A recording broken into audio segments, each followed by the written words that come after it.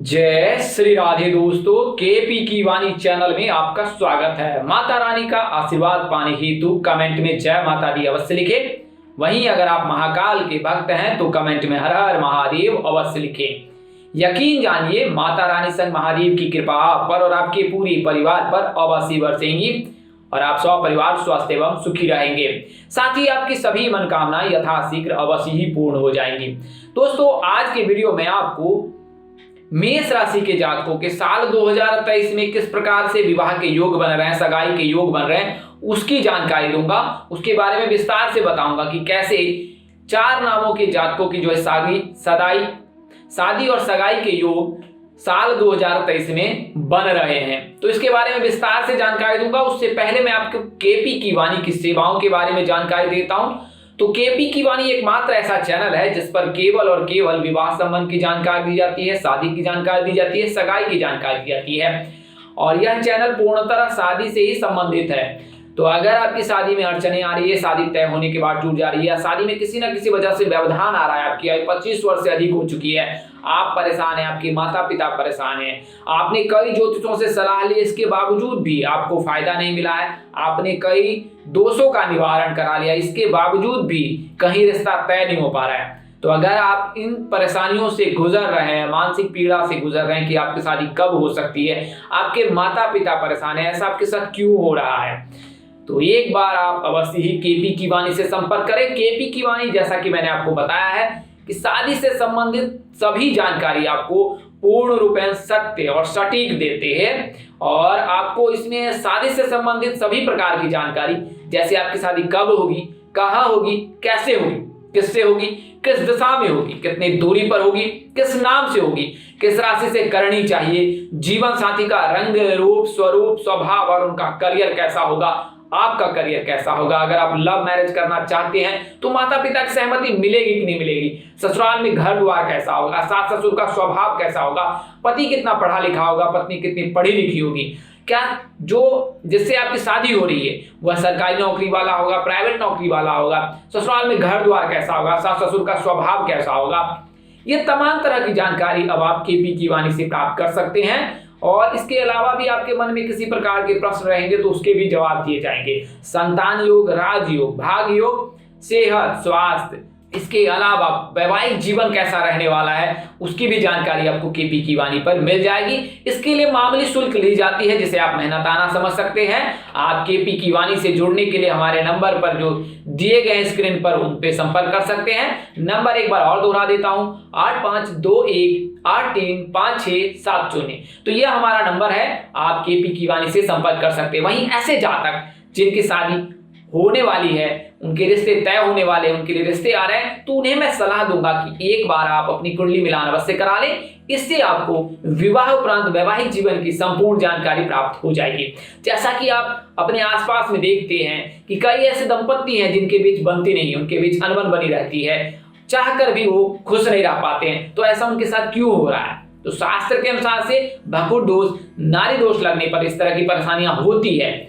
तो अगर आप इस दोष का निवारण करा लेते हैं तो इस प्रकार की समस्या नहीं आएगी। वहीं आपकी जब शादी होने वाली है तो कुंडली मिलान अवश्य करा ले, इससे आपको विवाह उपरांत वैवाहिक जीवन की संपूर्ण जानकारी प्राप्त हो जाएगी। जैसा कि आपको पता है कि नारी दोष, भकुर दोष लगने पर शादी नहीं करने की सलाह दी जाती है शास्त्रों में। तो आप वैसे समस्या है तो समाधान भी है, ऐसा नहीं है कि उसका निवारण नहीं है, निवारण है, लेकिन दोष तो दोष है, एक बार लग जाने के बाद ताउम्र आपके साथ रहेगी।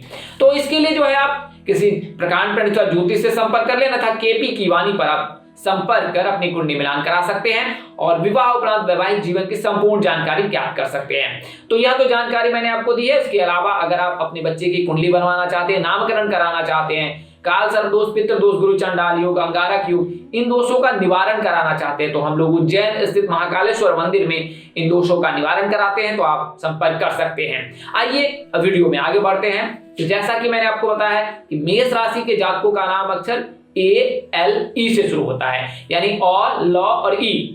तो अगर आप मेष राशि के जातक हैं तो आपके लिए साल 2023 बहुत ही शुभ रहने वाला है। हालांकि वर्तमान समय में तो शुभ नहीं है, क्योंकि वर्तमान समय में राहु का गोचर आपकी कुंडली में हो रखा है, आपकी राशि में हो रखा है, और 30 अक्टूबर तक जो है आपकी राशि में उपस्थित रहने वाले हैं राहु जो है कई जातकों को अचानक से फायदा पहुंचाता है और कई जातकों को अचानक से नुकसान भी पहुंचाता है। तो अचानक से लाभ अगर मिल रहा है और अचानक से नुकसान हो रहा है तो इसके कारक राहु माने जाते हैं। कई ज्योतिष ऐसा कहते हैं, शास्त्रों में भी ऐसा निहित है, हम प्रमाणित नहीं करते हैं, लेकिन ऐसा कहते हैं कि अगर न्यूटन ने ग्रेविटी ऑफ लॉ यानी कि अगर गुरुत्वाकर्षण की खोज की है तो उस समय भी उनके मस्तिष्क में राहु का संचरण हो रखा था, यानी राहु के चलते ही उनके मन में इस तरह के ख्याल आए और वो फल को ऊपर गिरने के बजाय नीचे गिरने के बजाय ऊपर उड़ने की उन्होंने सोची। ऐसा क्यों हुआ, क्यों नहीं हुआ? तो इन कारणों के चलते ही उनके मन में यह तरह के प्रश्न आए और फिर उन्होंने ग्रेविटी की खोज की। तो ऐसा ज्योतिष शास्त्र में ऐसा कहा जाता है, हम इसको प्रमाणित नहीं करते हैं। विज्ञान और भगवान दोनों साथ में पैरेलल चलते हैं, हमको साथ में लेकर चलना चाहिए।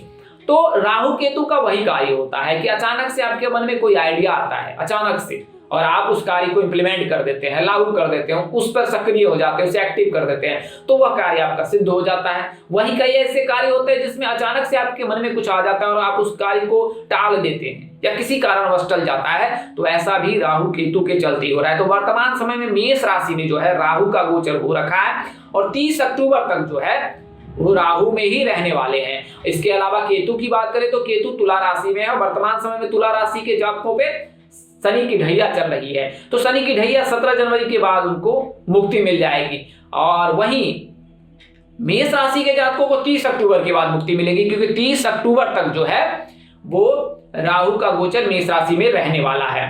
तो यह तो जानकारी मैंने आपको राहु के गोचर के बारे में बताया है कि आपके जीवन में किस तरह से राहु जो है खलल पैदा कर सकता है।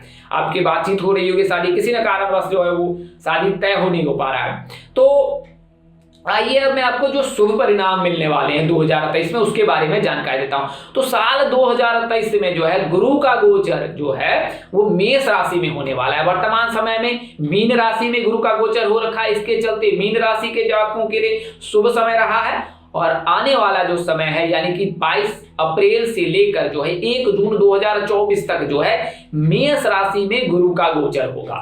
इसके चलते मेष राशि के जातकों के लिए तो समय शुभ रहने वाला है, क्योंकि लड़कियों के शादी के कारक जो है वो गुरु ही माने जाते हैं। कई ऐसे जातक हैं जिन्होंने हमें संपर्क किया है, उनको मैंने सलाह दी है कि 22 अप्रैल तक आप इंतजार करें। 22 अप्रैल के पश्चात आपके लिए शुभ योग अवश्य बनेगा, क्योंकि गुरु का गोचर आपकी राशि में होने जा रहा है। वहीं 30 अक्टूबर के पश्चात जब राहु से आपको मुक्ति मिल जाएगी, तो 30 अक्टूबर से लेकर जो है 1 जून के मध्य जो है साल 2024 तक आपके लिए शुभ समय रहने वाला है। उस दौरान आपके रिश्ते तय होने के 100% योग है। तो गुरु का जो गोचर है 22 अप्रैल 2023 को होने वाला है। 22 जून को जो है वो गुरु भरणी नक्षत्र का प्रवेश होगा आपकी राशि में, यानी कि गुरु में। उसके अलावा जो है 4 सितंबर को जो है गुरु वक्री हो जाएंगे और फिर 27 नवंबर को मार्गी हो जाएंगे, और नवंबर महीने में ही जो है शुक्र का गोचर भी मेष राशि में होने वाला है। तो कुल मिलाकर कहे शुक्र का गोचर मीन राशि में 15 फरवरी से 12 मार्च के मध्य होने वाला है। लेकिन साल 2023 में जो है दिसंबर के महीना जो है आपके लिए बेहद शुभ रहने वाला है मेष राशि के लड़कों के लिए। और 22 अप्रैल 2023 से 1 जून 2024 तक मेष राशि के जातकों के लिए विवाह के लिए बेहद ही शुभ रहने वाला है, क्योंकि गुरु का गोचर आपकी राशि में हो रहा है। आइए मैं आपको कुछ गुरु को मजबूत करने के उपाय बता देता हूं। तो गुरु जो है विवाह के कारक माने जाते हैं, ज्ञान के कारक माने जाते हैं, बल बुद्धि विद्या के कारक माने जाते हैं। तो देवताओं के जो गुरु हैं वो गुरु ही माने जाते हैं, और मेष राशि के जो राशि स्वामी हैं वो मंगल देव हैं और आराध्य देव हनुमान जी हैं। तो मेष राशि के जातकों को हनुमान जी की पूजा उपासना अवश्य करनी चाहिए। गुरु को मजबूत करने के साथ साथ आप अपने आराध्य देव की भी पूजा उपासना अवश्य करें, उनको कभी इग्नोर न करें। वहीं राशि स्वामी मंगल को भी प्रसन्न करें। तो मंगलवार के दिन जो हनुमान मंदिर जाकर हनुमान जी को प्रसाद भेंट करें, उन प्रसादों को जरूरतमंदों को वहीं पर बांट दे, वितरित कर दे, और भगवान श्री हनुमान जी के चरण शरण में ध्यान लगाकर आप जो है अपनी याचना अवश्य उन्हें सुनाए। यकीन जानिए आपको अवश्य परिणाम मिलेगा। एक लड्डू भी अगर आप भेंट करें तो भी फायदेमंद रहेगा। तो आइए अब मैं आपको बताता हूं गुरु को कैसे मजबूत किया जाता है। तो गुरु लड़कियों के शादी के कारक माने जाते हैं, पुत्र प्राप्ति के कारक माने जाते हैं, सुख समृद्धि के कारक माने जाते हैं, सुख सौभाग्य के कारक माने जाते हैं। विवाहित स्त्रियां अगर गुरुवार का व्रत करती हैं तो उन्हें सुख सौभाग्य की वृद्धि होती है। वहीं अगर अविवाहित लड़कियां जो है गुरुवार का व्रत करती है तो उनके शीघ्र शादी के योग बनते हैं, विवाह उपरांत पुत्र प्राप्ति के भी योग बनते हैं। यह तो मैं आपको बताया कि गुरु को मजबूत करने के लिए क्या करना है, आपने भगवान श्री विष्णु जी की पूजा उपासना करनी है, गुरुदेव की पूजा उपासना करनी है। इसके लिए सरल उपाय है कि आप गुरुवार के दिन व्रत रखें। कई ऐसे जातक हैं जो गुरुवार का व्रत रखती हैं तो उनके मन में ऐसा रहता है कि उनका जो है पूजा व्यर्थ जा रहा है, तो ऐसा बिल्कुल ना समझे। वो एक प्रकार से आपके बैंक में जो है अकाउंट में पैसे जमा हो रहा है, उस तरह से अगर आप कोई धार्मिक कार्य करते हैं तो वो उसी अनुरूप है जैसे कि आप अपने बैंक अकाउंट में पैसे जमा कर रहे हैं। तो गुरुवार का व्रत अवश्य रखें। इसके अलावा गुरुवार के दिन जो है केले के पौधे में जल का अर्घ दे, जल में हल्दी मिलाकर अर्घ दे, इससे जो है शीघ्र विवाह के योग बनने लगते हैं। गुड़ चना आदि चीजों से जो है केले के पौधे की पूजा करें। उसके समीप जो है आप गुरुदेव की जो है प्रतिमा या तस्वीर जो स्थापित करें और उसके पश्चात आप व्रत कथा सुनाएं और व्रत कथा सुने भी पढ़े भी। इसके अलावा जो है आप आरती अर्चना करने के बाद जो है भगवान श्री विष्णु जी से प्रार्थना करें, हे जगत के पालनहार, सबका बेड़ा पार करते हमारा भी बेड़ा पार करें और हमारे शीघ्र शादी करें। तो अगर आप गुरुवार का व्रत करती हैं, यकीन जानिए भगवान विष्णु जी के शरण चरण में रहती हैं तो आपके जो है बिगड़े काम अवश्य बन जाएंगे, शीघ्र शादी के भी योग बनेंगे। आइए अब मैं आपको वह जानकारी देता हूं कि किस दिशा में शादी के योग बन रहे हैं, किस नाम से हो सकती है। तो मेष राशि के जातकों के दक्षिण दिशा में शादी होने के प्रबल योग है। बात करें नाम की तो PRM यानी कि तुला राशि, कन्या राशि और सिंह राशि के जातकों से विवाह करना श्रेष्ठकर होता है। इनमें से किसी एक नाम के जातक के साथ आप अपने सूत्र में बन सकते हैं। बात करें दूरी की तो दूरी जो है राशि पर निर्धारित की जाती है जीवन साथी के भाव से, और जैसा कि मैंने आपको पूर्व के वीडियो में बताया है, इस वीडियो में बता रहा हूं कि आप केपी की वाणी से संपर्क कर अपनी कुंडली बनवा सकते हैं और इसमें आपको आपकी शादी कब, कहां, कैसे, किससे, किस दिशा में होगी, कितनी दूरी पर होगी, यह सभी जानकारी आपको मिल जाएगी। आइए अब मैं आपको बता देता हूं कि मेष राशि के जातकों के लिए क्या करना श्रेष्ठ रहेगा। तो आपको मैंने बताया है कि भगवान हनुमान जी की पूजा उपासना आराधना करें। तो साल 2023 में जो है मेष राशि के जातकों के जो है विवाह के प्रबल योग है। मेष राशि के जातकों का नाम अक्षर ALE से शुरू होता है। इनके जो शादी है वो PRM नाम के जातकों से होने के प्रबल योग है। दक्षिण दिशा में अगर विवाह हेतु आप जाते हैं तो वहां पर शादी के योग शीघ्र बनेंगे।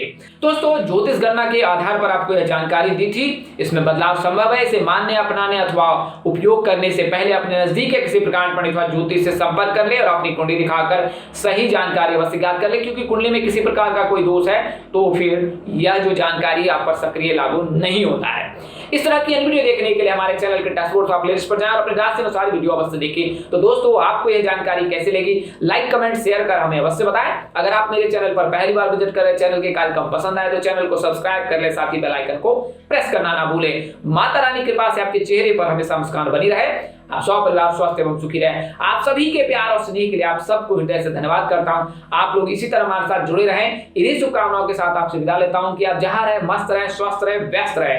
माता रानी की असीम कृपा पर बरसती रहे। परम पिता परमेश्वर आपको सद्बुद्धि, सद्मार्ग और आगे बढ़ने की शक्ति दे। नमस्कार, जय श्री राम दोस्तों, जय श्री कृष्णा, जय माता दी, जय वाहिगुरु।